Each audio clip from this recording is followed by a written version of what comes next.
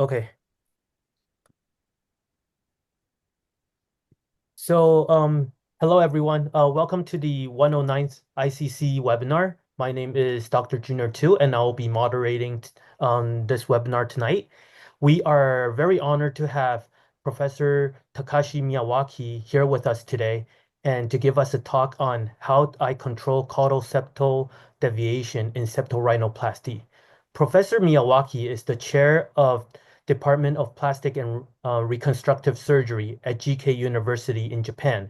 He is also the vice president of AOCMF in Japan and the National Secretariat of Rhinoplasty Society of Asia. In addition, we are happy to have three esteemed plastic surgeons to come up as panelists. First is Professor Yenzhang Xiao, who is the director of Lisei Aesthetic Medical Center in Taipei, Taiwan. Our second panelist is Professor Jin-Wook Jung, who is the director of DL Plastic Surgery in Seoul, Korea. And third is our Professor William Lau, who is now the director of William Lau Plastic Surgery based in New York, USA. So without further ado, let's welcome Professor Takeshi Miyawaki. So good evening, everybody. I'm so happy to be involved in this great honored society. And I'd like to talk on topic of how I control caudal septal deviation in septoplasty. So I'm going to show my slide.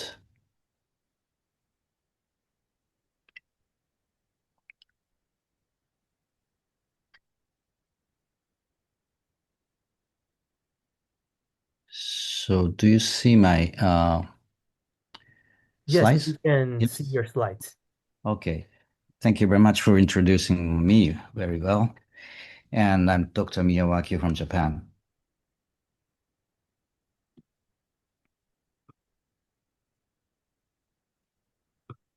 There's no conflict of interest in this presentation. I met Professor Lin last year in Korea and Xiao in Japan for the first time, Chang in Penang. All that happened in the past couple of years, and I have learned quite a lot from them. And also met Pan Yun Cho. He's not here today, unfortunately. And also Junior too. This April in Korean Association Craniofacial Society annual meeting, and they kindly invited me today. And last month, I visited Taiwan on AOCMF activity and had a wonderful time with famous doctors, C.D. Chen, Cheon, and the chairperson, Chi Chen Lian, my old friend. And we could have a great time exchanging our experience and deepen our friendship. Thank you again for your hospitality. And last month, I had a chance to meet Professor Clement Lin, and he took me to a Chang Memorial Hospital in, I think it was Taoyuan branch, or maybe main hospital, and showed me his sleep center. And he kindly gave me a tour of a sleep center late at night, and even showed me the observations in the monitoring room. I wanted to say, I wanted to stay and see REM sleep, but since it was so late, past the midnight, around 12:30, I decided to head hotel. The scent of the trees around the hospital was incredibly refreshing and soothing. I'm grateful for his warm hospitality. So let me introduce myself. I was born in Nagano Prefecture, where Winter Olympic was held in 1989, and I graduated from GK University School of Medicine in 1989. And I had a chance to study in the US for 2 years, from 1999 to 2001, and under the supervision of I.D. Jackson, Rorick, Hover, and William Size. He's a hand surgeon. So today's topic is how we control caudal septal deviation. And before I start the topic, I just want to introduce our rhinoplasty clinic. The septorhinoplasty is a combination of septoplasty and rhinoplasty. Historically, nasal obstruction treated by ENT surgeons in Japan, and also nasal deformity has been treated by plastic surgeon independently. In 2018, Rhinoplasty Clinic was established as a team of ENT and plastic, where we see the operation, where they see and operate the patients together to obtain better outcome. We submitted an application for septal rhinoplasty to be covered under the National Health Insurance System 2 years ago, and it was officially approved in April last year when conducted under the collaboration of the two specialties. This is a very unique approach compared to any other countries. Although the number of surgeries temporarily declined during the pandemic, there has been a significant increase since septal rhinoplasty was covered by the National Health Insurance, and the number is expected to reach around 210 this year.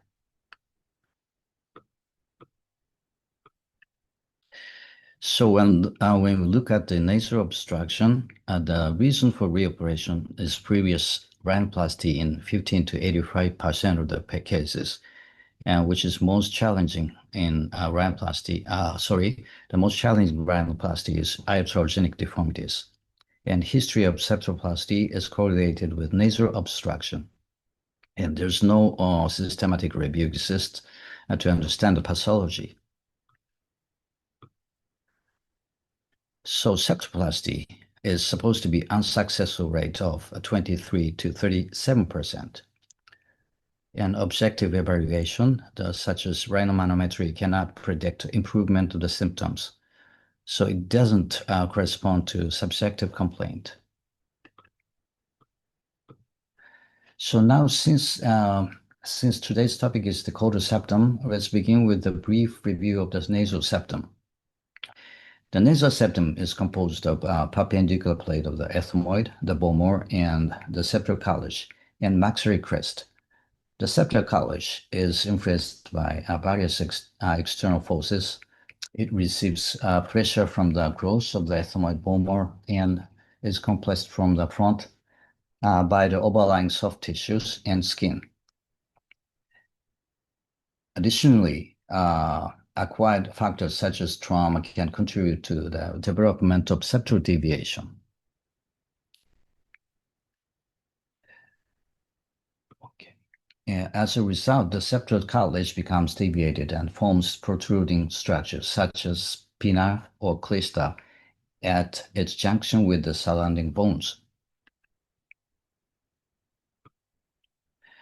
So focusing on the septal deviation, the international study showed a prevalence of 90% of the adults we found it, and not all of them need treatment, but nasal obstruction patients clearly show a septal deviation and proposed to have septoplasty.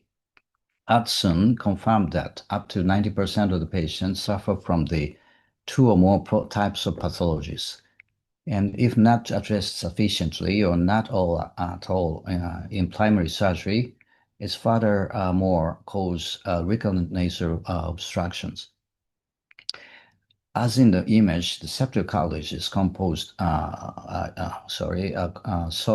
cartilage is commonly divided into anterior and posterior part. And over 100 years ago, Killian defined a 10 to 15 millimeter wide L-strut section needed to be preserved in surgery for nasal stability. What we are going to look at today is, in particular, the caudal part. So the caudal part of the septum is usually visualized directly and through the nostril and can also be palpable with fingers, and located approximately anterior to the piliform aperture. Garcia showed that the deviation of the caudal septum are more likely to affect airway resistance, and diagnostic are very straightforward and easily spotted in CT.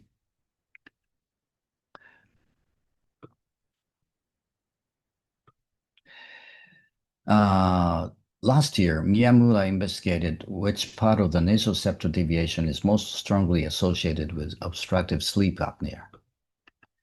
As a result, it was pointed out that among the deep part of the septum, the dorsal part of the septum and the caudal septum, deviation of the caudal septum showed the strongest association with obstructive sleep apnea. One part of the nasal septum that is often overlooked is the premaxillary wing. The term premaxilla is commonly used in context of cleft lip. The premaxillary wing corresponds to the nasal crest of the incisor bones, which is with its most anterior portion being anterior nasal spine.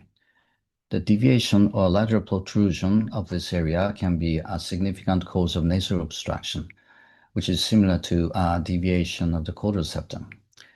According to Hilai's report, in cases of severe caudal septal deviation, the premaxillary wing tends to be more severely deformed, and it's often accompanied by spur formation. The shape of the anterior nasal spine primarily affects the columella-labial angle. A well-developed ANS in the middle picture leads to an enlarged columella-labial angle, while hypoplasia of the ANS results in a reduced angle and can cause ptosis of the nasal tip. The most commonly, on the left side of the picture, we encountered the case involves deviated ANS, which is associated with deviation of the caudal septum. So when treating the deviated noses, I usually follow the 10 steps of procedures reported by Jalal Labadi, and that is to say, starting from the opening up using an open approach, and also dorsal exposure followed by mucoperichondrial release of the septum, and releasing the upper lateral cartilage from the septum, and release the posterior osteocartilaginous junction and inferior tabenate microfractures. This part is usually done by ENT surgeons, so this is the preference of the ENT surgeons. Sometimes they reduce the submucosal tissue, or sometimes they burn or just cut, so depending on the ENT doctors. And then creation of the L strut with septal harvesting and securing the caudal septum to the anterior nasal spine. And osteotomy is sometimes necessary. And cartilage cutting with or without splinting, splitter grafts. Those are the options. And differential clocking sutures and upper lateral tensioning spanning sutures. The first step is to let the septum load free from adjacent structure by opening the loop. Another lesson from the material science and engineering, the material will start to bend when axial compression force exceeds the threshold, and the point is called buckling mode. So it endures until the threshold and it loses the strength at the point. So in another way, the straight septum is stronger than when it is deviated. Initially, we have been using surgical techniques to cut the middle of the caudal septum and reinforce with button graft. This approach simply allows for the correction of the caudal septum deviation, followed by trimming of any overlapping portions and applying a button graft to reinforce the structure. Later, upon reviewing the literature more thoroughly, we realized that Dr. Chang had reported this as one of the modification techniques for endonasal surgery. It is essentially based on the same concept. As we gained more experience, we often encountered cases where the premaxillary wing itself was deformed or laterally protruded, and also caused cases where the septal cartilage was dislodged from the premaxillary wing or became dislodged during surgery. As a result, we found many cases where the cutting and suture technique could not be applied. Therefore, we modified the surgical approach by detaching the septal cartilage from the anterior nasal spine appropriately adjusting the length of the caudal end and then resuturing and securing it to the anterior nasal spine. This technique can also be applied in cases with septum dislodgement. By pulling the base of the caudal septum anteriorly, it is possible to completely straighten the curvature of the septal cartilage. As a result, the anterior septal angle moves slightly forward.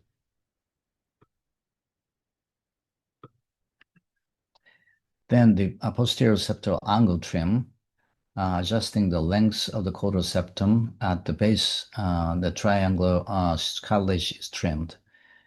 Of course, calling and batting graft are helpful adjunctive technique.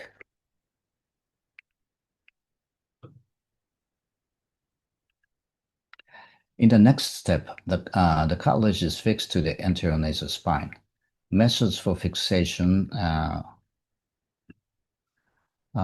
include simple suturing and figure of eight technique. However, both approach carries a risk of lateral lip displacement of the cartilage. And with the figure of eight, tightening the suture can apply rotational forces to the cartilage. So to enhance three-dimensional fixation, we developed the back and forth suture.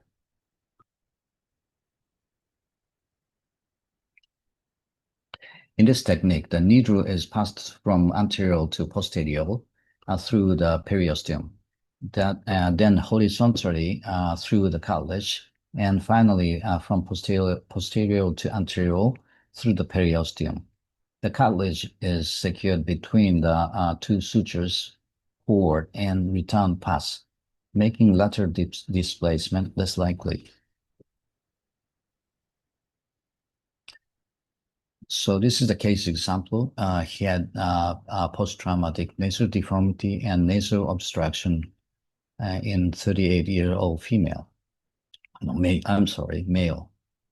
And this is the preoperative CT scan. And the septum is severely deviated, especially in the anterior part of the septum. So this is the picture of operation. The caudal septum is deviated severely and also torn into pieces, and also the lateral cartilage is deformed as well.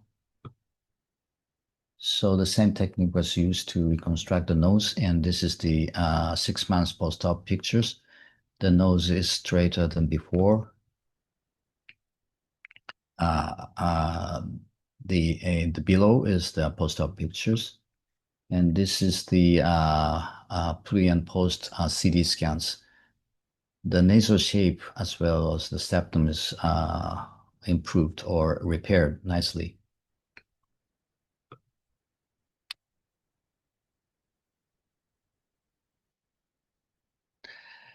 But one day, there's sometimes a challenge to apply back and forth suture. Sometimes we have to remove the spina at the premaxillary and the nasal crest of the premaxillary wing. In that situation, there are a small portion of the residual periosteum, and we have to rely on a small or larger portion of the periosteum. So there may be a very unstable situation in this setup. So one day I found out that the anterior nasal spine is in V shape, and successfully I passed the suture between the two horns of the anterior nasal spine. Sorry to interrupt, Professor Miyawaki. I think Yes. Yeah. the slides might be stuck because I think we're still seeing the Okay. photos of the 38-year-old male. Okay, Okay, sorry. there we go. Can I catching up? Yeah, Yes. okay. Sorry. So there was a difficulty in fixing the cartilage to the anterior nasal spine in those situations when we have to remove the spina from the nasal crest of the premaxillary wing. Okay. So one day I found that there was a small space at the anterior nasal spine, and we can successfully pass the suture between the two horns. So modification of back and forth suture was performed. First, passing the suture directly through the anterior nasal spine at the middle and grabbing the caudal end of the septum. And third, coming back through the anterior nasal spine and tie 3 times. And one last transfer pass through the septum and tie.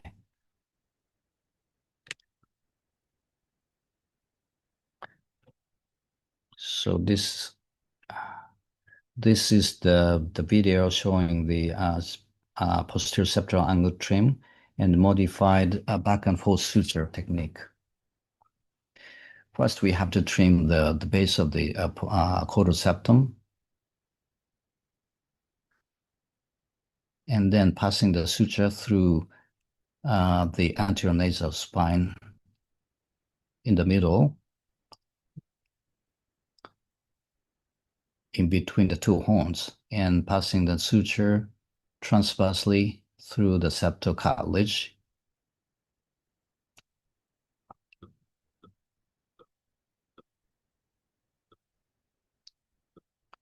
And coming back through the space between the two horns and tie. And then the second suture passing the septum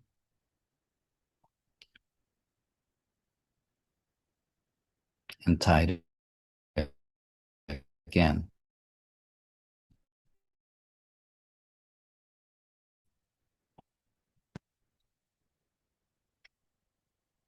Okay, sorry. So there's a question rises. Can we pass the suture between the horns? So we just checked the cases in 2024, and we had 167 septorhinoplasty cases, and 7 cases out of 167 cases, the 4.2% required KY bowing for securing the caudal septum. But cleft lip and palate cases, we had to modify the back and forth suture, and this was not applicable because the midline, the anterior nasal spine was located medially, laterally, so we couldn't apply this technique in cleft cases.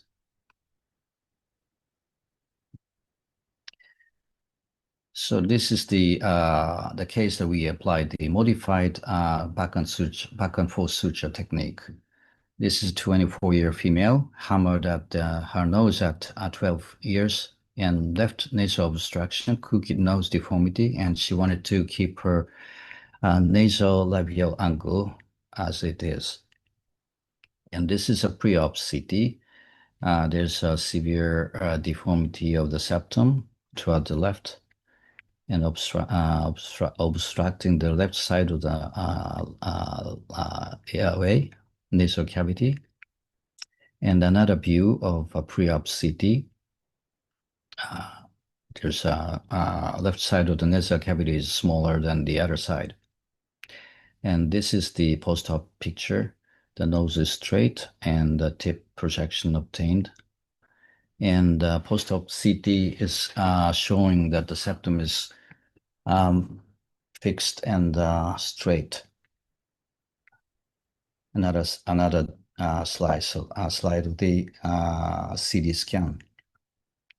This is another case of a 23-year-old female. She had a crooked nose deformity and the nasal obstruction as well.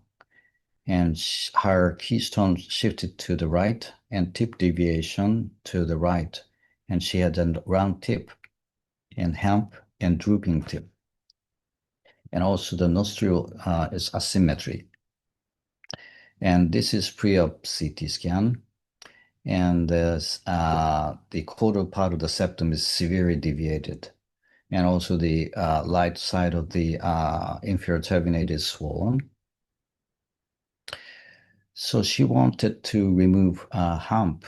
So we conducted the hump reduction as a conventional method and applied the spreader graft.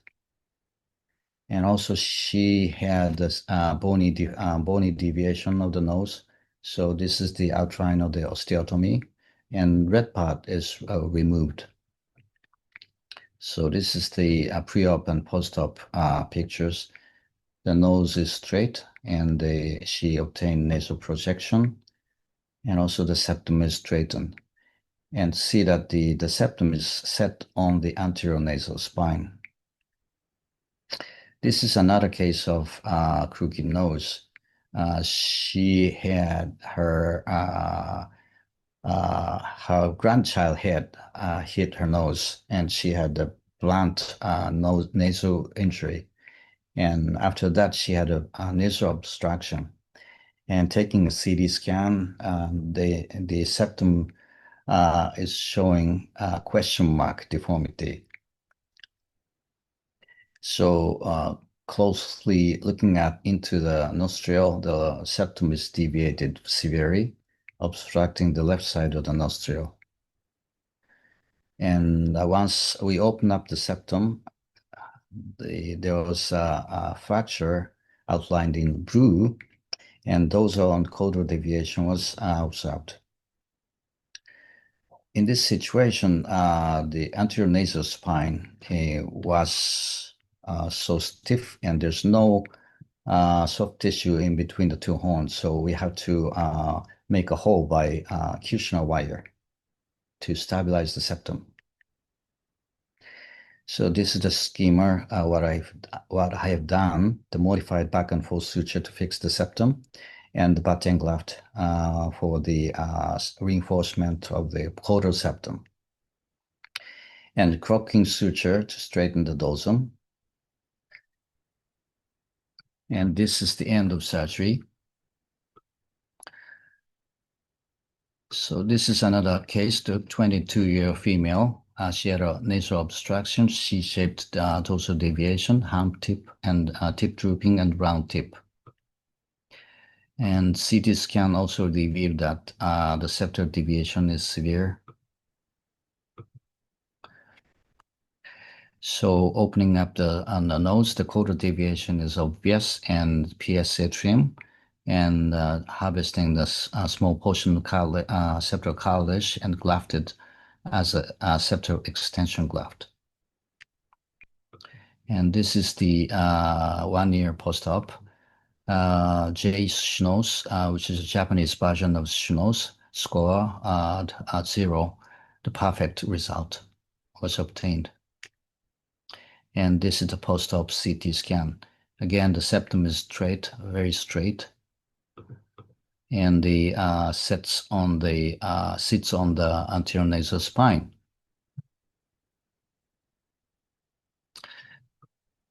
This is another case, the 56-year-old male. He had a nasal obstruction and S-shaped deviation, and also he has a obstructive sleep apnea. And this is pre-op CT scan. The caudal septal deviation is very severe as well. And the posterior septal angle is dislodged from the anterior nasal spine. And also the spina is visualized in this CT.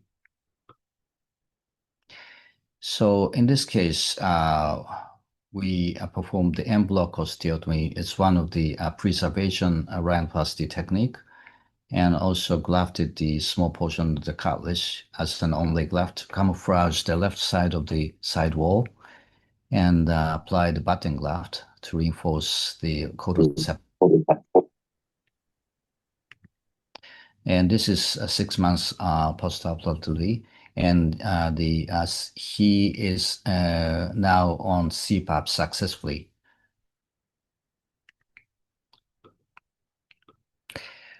And there's some situation that the anterior nasal spine is disfigured or not in the middle. In cases of facial asymmetry and congenital anomalies, and cleft lip and palate, Binder syndrome, and sometimes post-traumatic deformities. So when the posterior septal angle, when the anterior nasal septum is off the midline, we have to offset the posterior septal angle. by cutting the red part of the bone and making a perpendicular surface of the anterior nasal spine and set the button graft at the midline to medialize the septum and stabilize the septum by pulling the bone by drilling with the Kushner wires.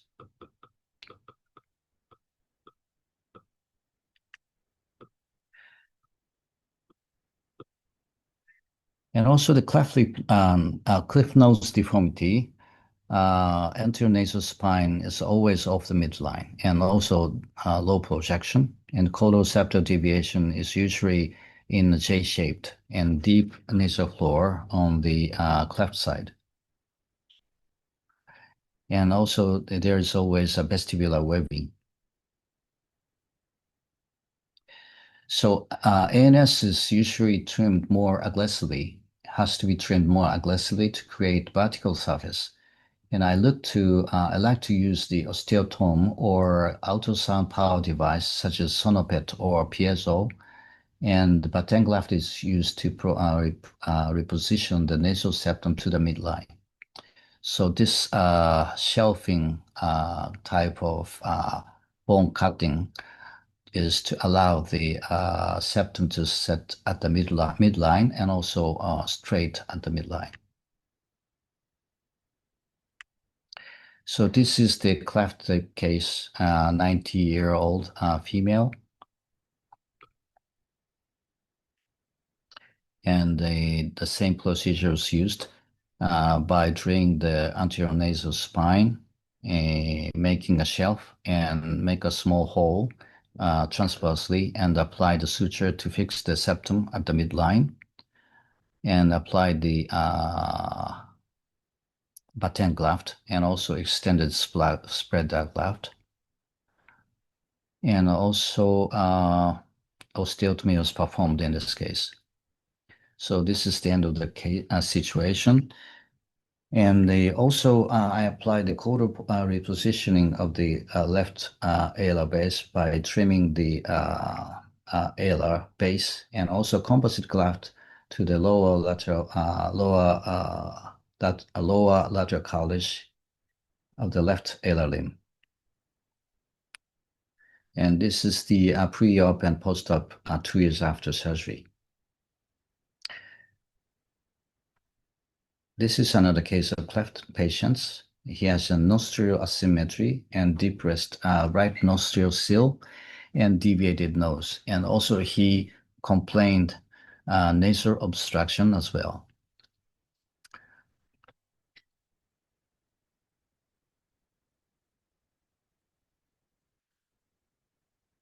So first I started with the orbicularis repair through the oral cavity and repaired the muscle and interdigitated the orbicularis oris muscle and also applied the alar cinching suture. And then the same technique was applied. And osteotomy was also performed as well. And this is the post-op picture. The tip projection is obtained and also the tip shape as well as the nasal asymmetry is improved. But still, he has a lower nostril seal. Again, this is pre and post.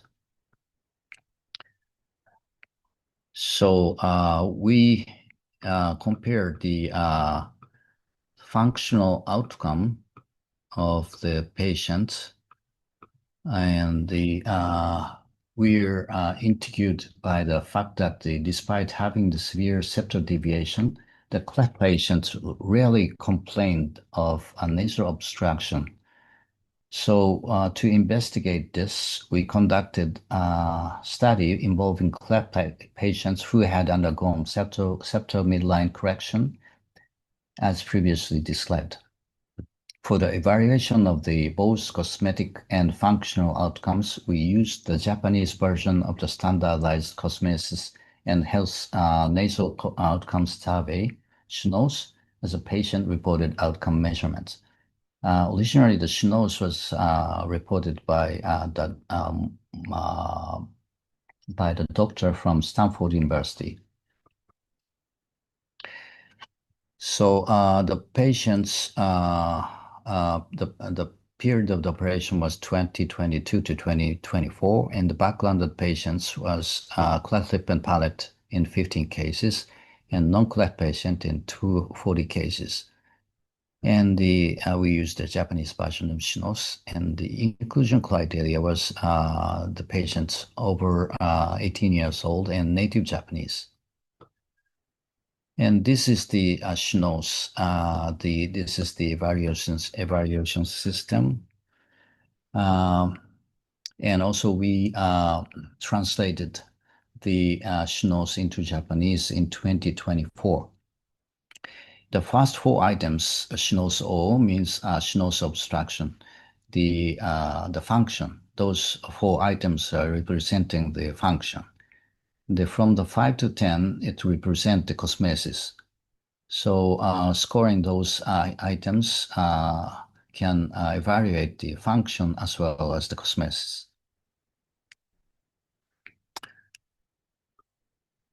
And a comparison between cleft and non-cleft patients before surgery revealed that cleft patients generally perceived their nasal bleeding to be better, while their nasal appearance was more concerned. So the blue one is better in cleft lip, and the pink one shows the poor evaluation in cleft lip as an interpretation. In the postoperative assessment, the cleft patient reported greater improvement in item 1, which is having blockage or obstructed nose, while they remain dissatisfied with nasal symmetry. So poorly satisfaction in cleft lip in number 10. Another finding was that in sleep-related factors, item 4, the cleft patient had lower scores preoperatively, which temporarily worsened after surgery, but returned to levels compatible to non-cleft patients by 3 months postoperatively. Further investigation is needed to fully understand this observation, and we will share the detail in the International Congress on cleft lip and palate and related craniofacial anomalies in Kyoto this October. So in summary, the subjective symptoms of cleft lip group in comparison with non-cleft shows that preoperatively they have less functional complaints, and also appearance is more concerned. And postoperatively, high satisfaction in item 1, and also still they have concern. They're concerned about overall symmetry of the nose. And the item 4, bleeding through my nose during sleep, that score wasn't 1 month post-operatively, and it improves to the same level of non-cleft patient in 3 months. So this is the take-home message. The caudal septum affects airway resistance the most, and the caudal septum deviation is correlated with obstructive sleep apnea. And anterior rotation of posterior septal angle straightens the septum. And modified back and forth suture is relatively easy and useful to set the caudal septum on the midline. And anterior nasal spine modification is a solution in those the anterior nasal spine is off the midline or deformed in those who are cleft or post-traumatic deformities. And cleft patients appreciate airway improvement even when they have no airway problems preoperatively. Thank you so much, Professor Miyawaki, for this amazing lecture. I know you have some conference you would like to show our participants, so Oh, please go ahead. let me advertise 2 meetings which will be held in Japan. The first one is International Congress on Cleft Lip and Palate and Related Craniofacial Anomalies, which is to be held in October 20th to 24th this year in Kyoto. So we will welcome you join the meeting. And the next one is my meeting. This is a 43rd annual meeting of Japan Society of Craniomaxillofacial Surgery, and which will be held in November 20 to 21 in Tokyo. So please come join us. I will invite you all in Tokyo, waiting to see you in Tokyo. Tokyo de aimashou. So thank you for kind invitation and warm hospitality. Thank you very much. Thank you once again, Professor Miyawaki, for the amazing lecture, and congratulations on the amazing results as well. So now I'd like to proceed on to panel discussion. So the first panel that I like to invite is Professor Xiao. So Professor Yensang Xiao. Hi, nice to meet you, Miyawaki. Nice to meet you online, and thank you for your impressive lecture. I'm impressed with your modified back and forth suture. I think it's a wonderful technique to correct the caudal septal deviation. I have two questions. The first question is, when you perform the PSA trimming, have you ever experienced tip drooping? And if it happened, how do you manage it? And the second question is, do you routinely do the inferior terminoplasty after septoplasty? Thank Thank you. you much for asking, Professor Xiao, and nice to seeing you again online as well. The first question, did I have tip drooping after a PSA trimming? At the beginning, I didn't realize that the tip drooping is happening. So once I realized that the tip is drooped, then I usually apply a septal extension graft to keep the tip projection as normal or maybe more, get more projection. So the septal extension graft is the usually used maneuver to maintain the tip projection. And about the inferior terminoplasty? Oh, we usually operate the septorhinoplasty together with ENT surgeons. So inferior turbinate surgery is always done, and the techniques used in those inferior turbinate surgery is depending on the surgeons. But usually lateralization of the inferior turbinate or reducing the submucosal tissue by curating a device is the mainstream in our university. And it seems to me that you have been done a lot of cooperation surgery with ENT surgeon. And what is the sequence when you do the combined surgery? You do first, or ENT do the following technique? The consequence is starting starting by ENTs, plastic surgeons, opening up the open approach. And we usually get into this subpericondrial plane of the septum, close to the junction between the septal cartilage and the ethmoid bone.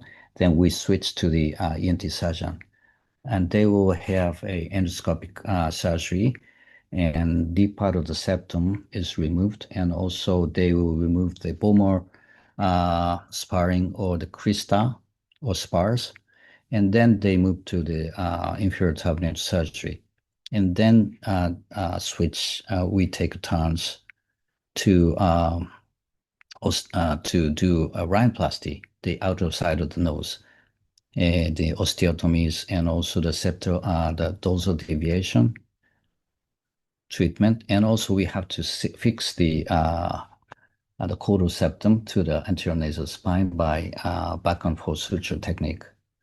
And then closing up the roof. And then we change the turns to ENT, and they will pack the nose. And also they will stabilize the septum by applying 2 sheets of silicone each side, one on each side, as bolster sutures to reduce the hematoma formation of the septum. And then finally we close the skin. That's the end. So starting from plastic, ENT, plastic, ENT, plastic. This is the sequence of the surgery. Understand. Thank you very much. Thank you. Thank you, Professor Xiao. Next, I'd like to invite Professor Gung for some comments. Yes, thank you for the wonderful lecture. And I agree that the anterior caudal septal deviation affect mostly in nasal obstruction. But there are many patients have a persistent nasal obstruction after septoplasty. What do you think the main cause of the post-op nasal obstruction? And it is my concern that in case there is a septal deviation, the patient has a posterior septal deviation and maxillary crest also deviated. So in that case, how far the posteriorly you correct should be extended? I couldn't hear the first question. Could you repeat it again? Yes. The first one is uh, there is a nasal obstruction still after septoplasty. What do you think the main cause of the nasal obstruction of septoplasty? It is my first one. I have a question that is it only septoplasty alone or Septorhinoplasty. septorhinoplasty? Then there may be dorsal septal deviation. Dorsal septal deviation means the dorsal part of the septum is deviated to one side, and that may cause a internal nasal valve collapse. So that is another factor that we have to consider. And in that situation, we have to osteotomize the ethmoid bone and microfracture it. So in my situation, we always take the CT scans pre and post so we can figure it out where is the problem. So I think that's the point, I think. Or maybe you can visualize it with the endoscope. Thank you. And what is the second question? The second one is the deviated septum. Usually there's a posterior septum or maxillary crest and vomer are deviated. So how far posteriorly you correct should be extended? Do you remove the bone and vomer side, and how far? Oh, thank you.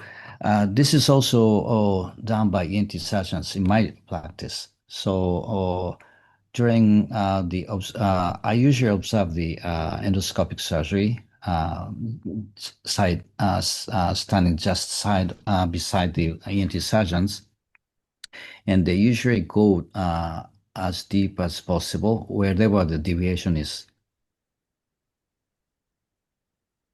You usually do the general anesthesia when Yes.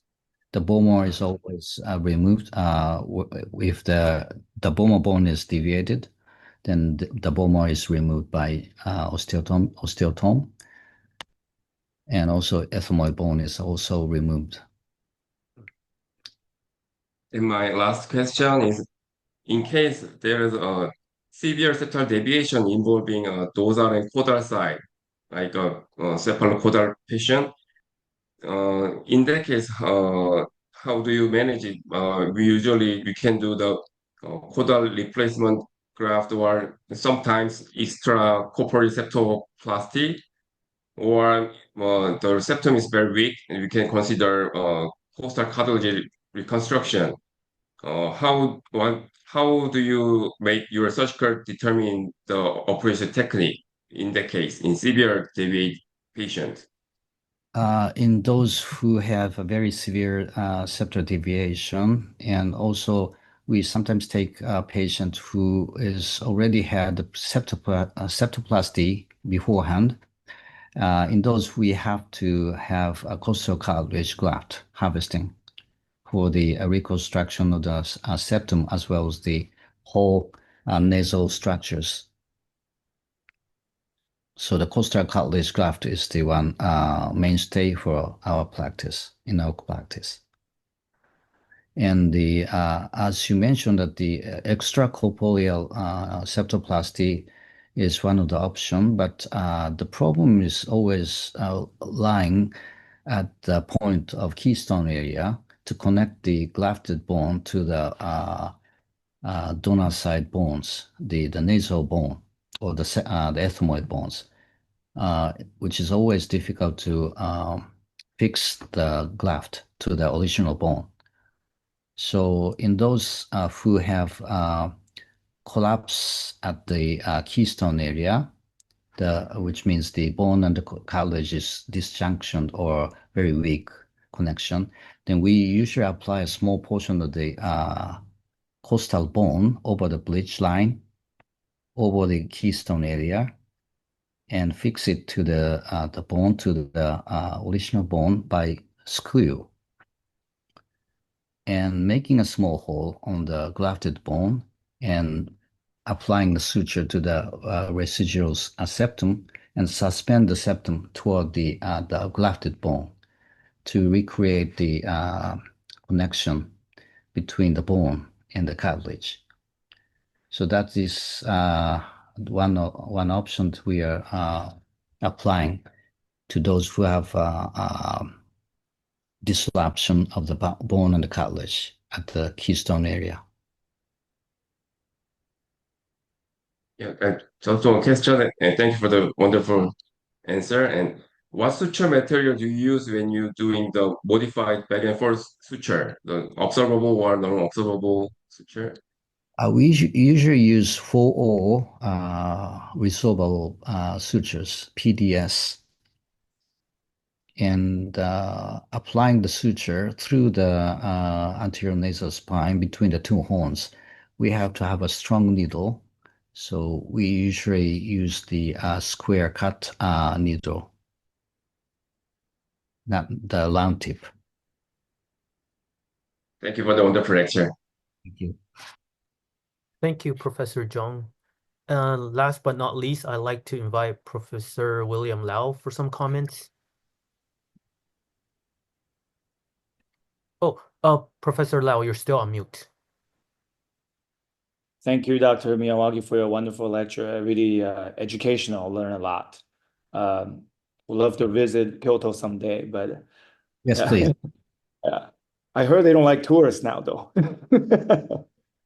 Just kidding. So anyway, in the beginning of his slide, you showed one data that showed near 1/3 of septal rhinoplasty kind of fail, right? I think Dr. Zhang also asked you a similar question.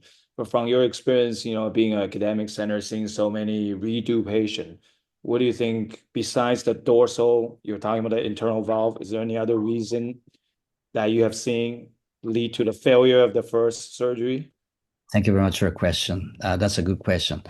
When we evaluated the patient by CT scan who undergone the septal rhinoplasty, and most of the patients have a anterior caudal septal deviation treatment, but a couple of the patients who didn't have a caudal septal deviation treatment, without treatment, and they had the septoplasty and also the osteotomy. In those who didn't have a caudal septal treatment, they caused a caudal septal deviation more than preoperatively compared to operative CT. So removing the deep part of the septum may cause a caudal septal deviation, and it worsens the nasal function. I see. Yeah. Great. Yeah, because I think I see that in some cases too, like because the Asian septum is so weak, compared to the Caucasian one. Once they remove, even if you leave sometimes 1.5 centimeter L straw, I think it's still kind of weak because they're so thin. So, and are there any ways intra-op that you can check to make sure it's properly correct or properly supported, or is it just more by experience? Are there more objective ways? As I showed in the slide, that the curved septum is weaker. So always we have to straighten it. Straight septum is much stronger than curved septum. So I see. look at the septum, the shape of the septum. That's Okay. the And then we all have like unsatisfied result or like cases we wish have done better. So all the techniques you presented and in the past, like of your own like sort of sometimes redo patient or something, what do you think was the failure or the part that kind of trouble happens of your own cases or my cases or previous the case. like using like probably I'm more interested to know of your own cases, like when sometimes because we all have cases we're not happy with, or things we think we have done better, we could have done better. Yeah. Okay. As you mentioned that the Asian population, we have a very weak septal coverage. Yeah. So during surgery, we confirm that it's straight and strong enough to support the tip projection, but sometimes it fails because of the weakness of the septum. So I always, or maybe not always, but I would say applying the batten graft for the caudal septum, or maybe extension of the septal extension graft as an batten. Those are sometimes mandatory in weak septum patients. Yeah. And And you usually put a back graft on the concave side, right? Or do you yes, try to sometimes sandwich them as needed? exactly. And we can predict the weakness by pushing the tip of the nose before surgery at the clinic, outpatient clinic. Then we can figure out that the septum is weak or not. And one more point that I always do is to apply a fingertip over the junction between bone and the cartilage and push it deep. And when patient complains some uncomfortable feeling, then there may be a chance of crack between the bone and the cartilage. So in those cases, we have to be very careful about uh, dissecting the periosteum and also not making more crack into the cartilage. The uncomfortable feeling is the sign of disjunction of the crack of the cartilage.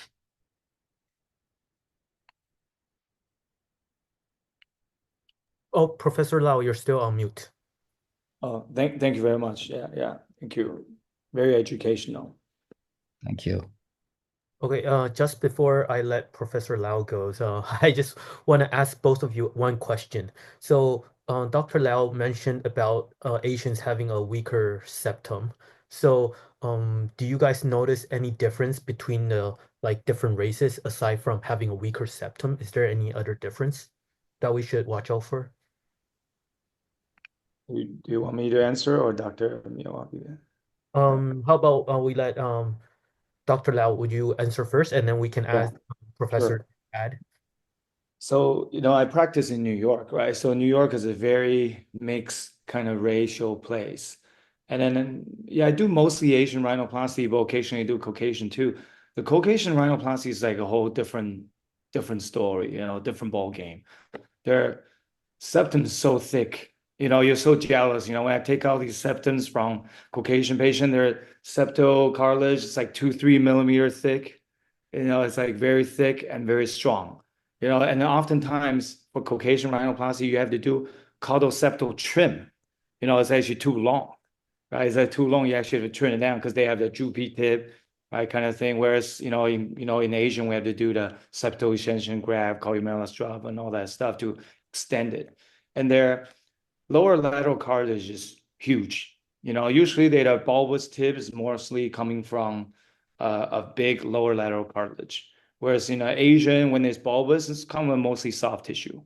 Right? A lot of times, Asian, you open up their lower lateral cartilage is actually very small, and then the cartilage is actually very, very weak. So I think there's definitely a big fundamental difference. All the Western literature about leaving a 1 centimeter L strap, I think is all based on Western anatomy. If you leave 1 centimeter L strap in Asian, it's probably dangerous. Like Dr. Miyawaki was saying, you'll probably get some bucking afterwards, you know. But even, I try to routinely leave at least 1.5 centimeter. But even that, I see the problem Dr. Miyawaki was talking about. Like occasionally, I have patients, not every time, but occasionally I have patients who come back and maybe has a worse, like caudal septal deviation, even after leaving at least 1.5 centimeter. So I think for Asian people, at least from a cosmetic sense, I try to do a lot more septal extension graft with like an extended L straw kind of thing to like really strengthen it and then sandwich it both sides, make it strong, But so I think Caucasian rhinoplasty is easier, in my opinion. But of course, any kind of secondary cases are difficult. But like from a primary standpoint, I think Caucasian rhinoplasty is a little easier. It's almost like a cookbook, dorsal hump, lateral osteotomy and fracture, columellar straw, rotated tibia, cephalic trim, some transdermal suture. It's almost like it's like a cookbook. Yeah. So that's why I feel, and then Asian rhinoplasty has more foreign substance use, right? And those always have their own sets of problems. So that's my take on it. Yeah. And Professor Miyawaki? Dr. Miyawaki can comment on his experience. Yeah, Looks like there's some Caucasian patient you do in Japan too. I Yeah. have the same feeling. I always get the same feeling treating the Caucasians. They have very thin skin and easy to dissect, and also the cartilage is very thick and strong, and easy to go into the subperitoneal plane. So it's always easy, and also the result is also easy to get successful result, don't you think? Yeah. Whereas the Asian nose is always difficult because the thickness of the soft tissue skin and there are so many fat and also weak structural skeletons. So we have to create the stronger structural support by giving more grafts and supports. So the direction of the surgery is always totally different. That's my Okay. impression. Okay, so thank you, Professor Lau, for your comments. And now let's proceed on to the last part of our webinar, which is the Q&A session. Currently, we do not have any questions, but I just have one question for Professor Miyawagi. So you touch bases on some of the cleft patients. So is there any advice that you want to give to our surgeons for what to watch out for when they're performing the surgery for cleft patients? As I mentioned in the slide, that the anterior nasal spine is always off the midline. So creating the septum at the midline is always difficult. So I introduced the technique to create a shelf on the slope of the bone, which can hold the septum or the graft in the midline in an applied position. That's the key to go for the cleft nose, I think.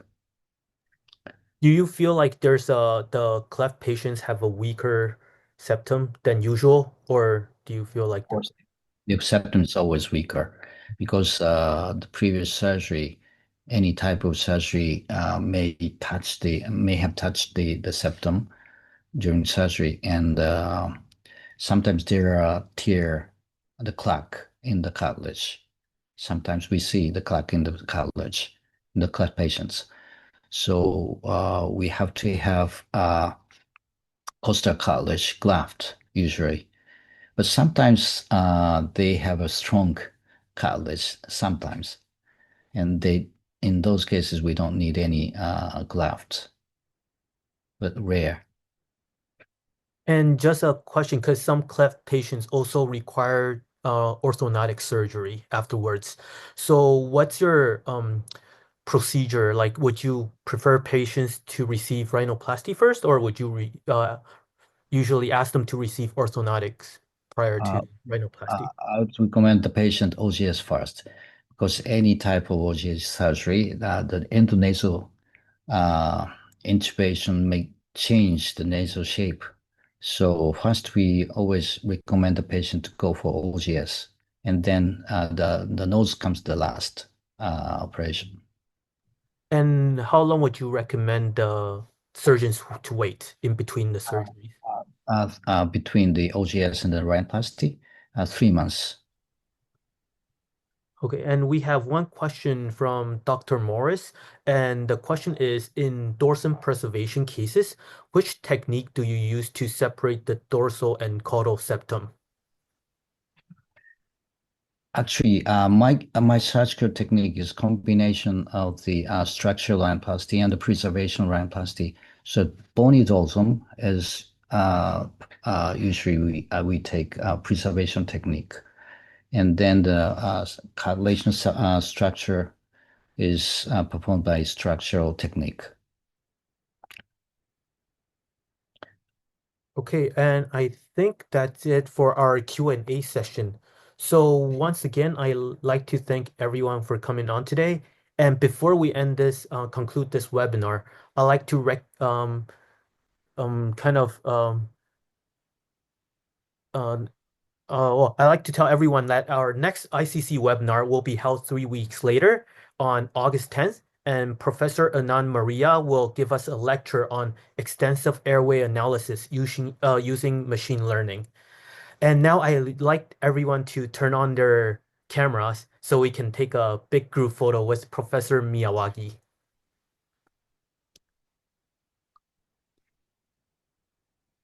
All right, I'll just give everyone some time to turn on their cameras. All right, let's count to 3 and then we can take our good group photo. Okay, 1, 2, 3, smile. All right. Thank you so much, Professor Miyawaki, for coming on and giving us a great lecture. And also thank you to our 3 panelists, Professor Xiao, Professor Zhang, and Professor Lau, for your comments today. And we hope to see you 3 weeks later on ICC webinar. So good night, everyone. Thank you very much, and good night. Bye-bye. Bye-bye. And remember to sign up for the conferences in Japan, the 2 Yes, that please, Professor yes. Miyawaki was telling us about.